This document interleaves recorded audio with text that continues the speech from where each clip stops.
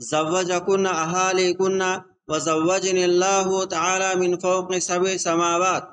జైనబ్ రజియల్లాహు తఆలా అన్హా వారు ఈ హదీసును తెలియజేస్తున్నారు.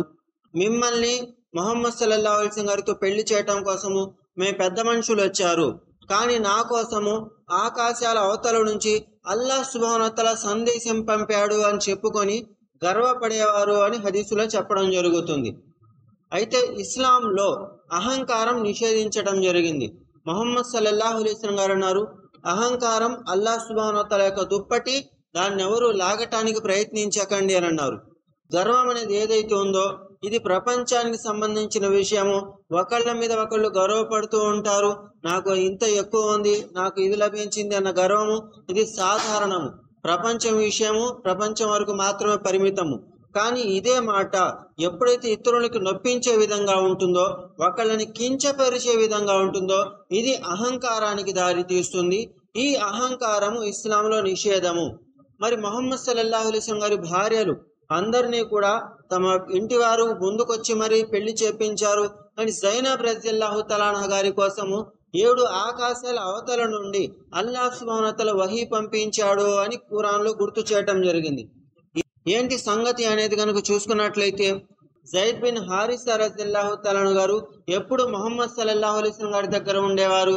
తీరా చూస్తే జనాలంతా కూడా ముహమ్మద్ సల్లల్లాహు అలైహి వసల్లం గారి దత్తపుత్రుడు జైద్ రజియల్లాహు తఆలా అన్హు గారు అని చెప్పుకునేవాళ్ళు. జనాలందరూ యొక్క ఆలోచన కూడా ఇదే, ముహమ్మద్ సల్లల్లాహు అలైహి వసల్లం గారి దత్తపుత్రుడు జైద్ రజియల్లాహు తఆలా అన్హు అని. మరి ఈ విధంగా ఉన్న సందర్భంలో ముహమ్మద్ సల్లల్లాహు అలైహి వసల్లం గారు జైద్ రజియల్లాహు తఆలా అన్హు గారిని జైనబ్ రజియల్లాహు తఆలా అన్హా గారితో వివాహం చేపిస్తారు. మరి ఈయన చూస్తే చిన్న వయసు, ఆమె చూస్తే పెద్ద వయసు, ఇద్దరికి కుదరటం లేదు, ఎప్పుడు విడిపోవాలన్నట్టుగా కనిపిస్తుంది.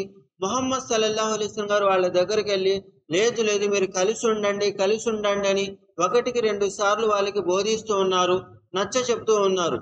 కానీ ప్రపంచం ఉన్న తర్వాత ప్రపంచం యొక్క షరతులు వర్తిస్తాయి కాబట్టి, ఈయన వయసు చిన్నది, ఆమె వయసు పెద్దది కాబట్టి ఈ మాట ఎప్పుడు పెరగటం సహజము.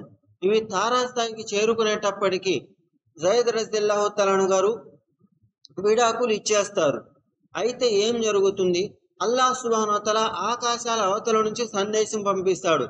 ముహమ్మద్ సల్లల్లాహు అలైహి వసల్లం గారు జైనబ్ రజియల్లాహు తఆలా అన్హా గారిని మీరు వివాహం చేసుకోండి అని. ప్రపంచం మొత్తంలో దత్తపుత్రుడు సొంత పుత్రుడు అన్న భావన ఉండేది. సొంత కుమారుడు లాగా దత్తపుత్రుడిని చూస్తూ ఉండేవారు. సొంత కొడుకు కన్న కొడుకు అన్నట్టుగా చూస్తూ ఉండేవారు. మరి సొంత కొడుకు భార్య కోడలవుతుంది, కోడలతో వివాహం చేసుకోవటము ప్రపంచం మొత్తం నిషేధము, ఇస్లాంలో కూడా నిషేధమే. అయితే జైద్ రజియల్లాహు తఆలా అన్హు గారి భార్య ముహమ్మద్ సల్లల్లాహు అలైహి వసల్లం గారు వివాహం చేసుకోవాలని అల్లాహ్ సుబ్హానహు వ తఆలా అంటే ఆయన మనసులో కాస్తంత కలత చెందేలా ఉండేది. ఎందుకంటే ప్రపంచం మొత్తము కోడలతో వివాహం చేయమిటి, కోడలితో వివాహం ఏమిటి అని అడుగుతారు కదా అన్నట్టుగా అనిపించింది.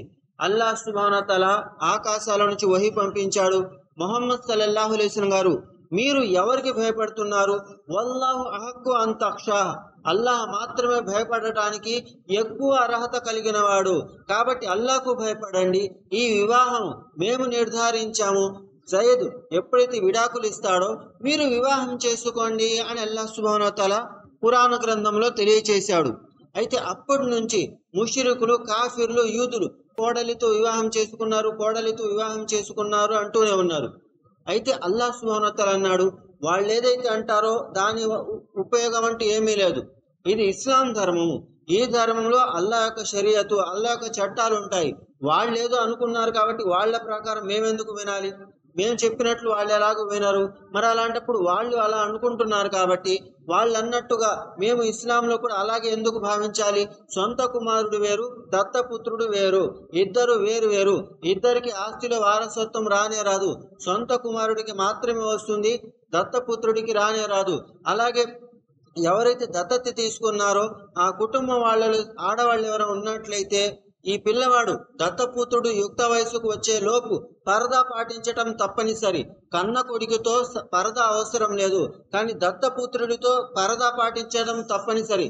పిల్లోడు అంటున్నాము, అయినప్పటికీ కూడా అతనితో పరదా పాటించాల్సిందే అని షరియత్ మనకు గుర్తు చేసింది.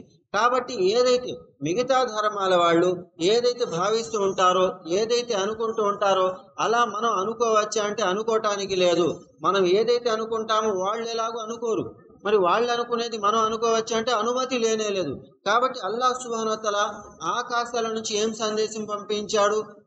జైనబ్ రజియల్లాహు తఆలా గారితో మీ వివాహం చేసేసాము అని అల్లాహ్ సుబ్హానహు వ తఆలా అన్నాడు. అల్లాహ్ సలహా ఇవ్వలేదు, చేసుకుంటారా అని సలహా ఇవ్వలేదు. మేము చేసేసాము, ఇప్పుడు ఆమె మీ భార్య అని అల్లాహ్ సుబ్హానహు వ తఆలా అన్నాడు. ఈ వివాహం ఆకాశాల నుంచి వచ్చింది అని జైనబ్ రజియల్లాహు తఆలా గారు గర్వపడుతూ ఉండేవారు. మిగతా భార్యలతో ముహమ్మద్ సల్లల్లాహు అలైహి వసల్లం గారి మిగతా భార్యల ముందు గర్వంగా చెప్పుకుంటూ ఉండేవారు. కాబట్టి ఇస్లాం యొక్క సూత్రాలు వేరు. కాబట్టి వీళ్ళు ఏదన్నా అనుకుంటారేమో, కాబట్టి మనం చేయకూడదు, ఇది కూడా షిర్క్ భాగం అవుతుంది, అల్లాహ్తో పాటు భాగస్వామ్యం స్థితికి లాక్కెళ్తుంది. కాబట్టి జాగ్రత్త పడాలి, షిరిక్తో పూర్తిగా సంపూర్ణంగా దూరంగా ఉండాలి అని ఖురాన్ మనకు గుర్తు చేస్తుంది.